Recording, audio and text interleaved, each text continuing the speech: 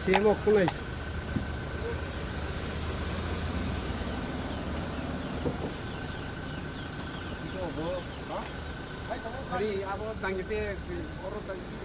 কি কথা হলো আপনারা সবাই জানেন যে আমাদের গোমতী জেলার ডিএম সাহেব আমাদের মহারাজের সঙ্গে যে আচরণটা করেছে ওর জন্য আমরা আজকে চিফ সেক্রেটারিকে একটা কমপ্লেন দিয়েছি যাতে তাড়াতাড়ি ইনকোয়ারি করে এটা তাড়াতাড়ি অ্যাকশন নেওয়ার জন্য ওইটার জন্য আমাদের এমএলএরা এবং আমাদের টিটিএডিসির চিফ এক্সিকিউটিভ মেম্বার আমাদের সঙ্গে ছিল এবং আমাদের 4 জন এমএলএ এবং ইএম এমডিসি আমরা সবাই মিলে একটা মেমোরেন্ডাম দিয়েছি এবং যাতে তাড়াতাড়ি অ্যাকশনটা হয় তার জন্যই দেখা করেছি।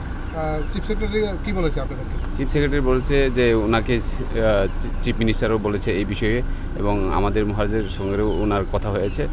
দেখা যাক, আমরাও বলেছি তাড়াতাড়ি এই বিষয়টা নিয়ে যাতে স্মুথ গভর্নমেন্টটা রান করা যায় এটার ব্যবস্থা করার জন্য বলেছি।